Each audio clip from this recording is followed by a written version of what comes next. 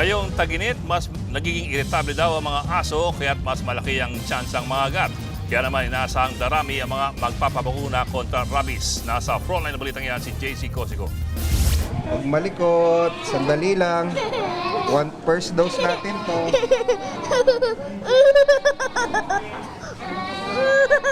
Kabila po. Sorry. Sige ma'am, pakarga na lang siya ha. Next po. Sige kaya, saglit na lang ha. Niyapos na ni Nikki ang kanyang 3 taong gulang na anak nang mabakunahan niya ito kontra rabies. Nakalmot daw ng alaga nilang pusa ang braso at binti ng bata. Nakikipaglaro siya. Tapos na siguro yung sa paglalandi ng pusa, medyo napabaon yung mabigat sa loob kasi ilang beses ibabalik para maturukan, para sa kanya rin naman, para yung safety niya rin. Kalmot din ang inabot ng 3 taong gulang na anak ni Mark.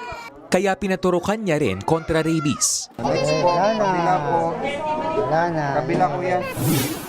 Masakit man daw makitang nasasaktan ng anak, titiisin niya ito para sa kaligtasan ng bata. Natatakot din po ako kasi hindi ko rin po alam yung pwedeng mangyari sa anak ko eh.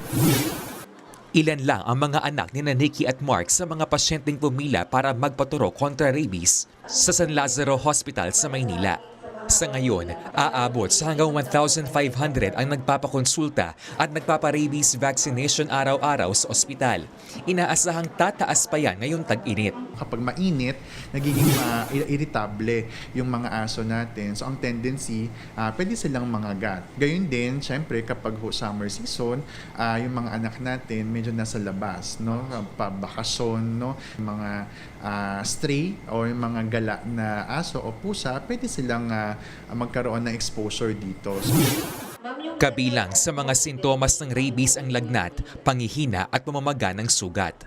Maaari rin itong magdulot ng pagkatakot sa tubig at hangin, pagkalito at pagkaparalisa. Oras na lumabas sa mga yan, hindi na ito maaagapan at mamamatay na ang pasyente. Pero pwedeng maiwasan ang rabies sa pamamagitan ng pagpapabakuna. Ang payo lang ng doktor, lalo ngayong Rabies Awareness Month, kumpletuhin ang bakuna. Yung bakuna kasi ay nagtuturo sa ating katawan mag-develop ng antibody. So kapag una lang ang tinapos natin, hindi na tayo bumalik sa pangalawa, pangatlo, hindi ganoon kukumpleto, hindi tayo fully immunized. Nagbabalita mula sa Frontline, JC Cosico, News 5. Mga kapatid, Ed Lingaw po, maging maalam at may pakialam sa mga napapanahong balita sa ating bansa. Para sa mas malilimang pagtalakay at paghimay sa mga issue at headlines, mag-follow at mag-subscribe sa social media pages ng News 5.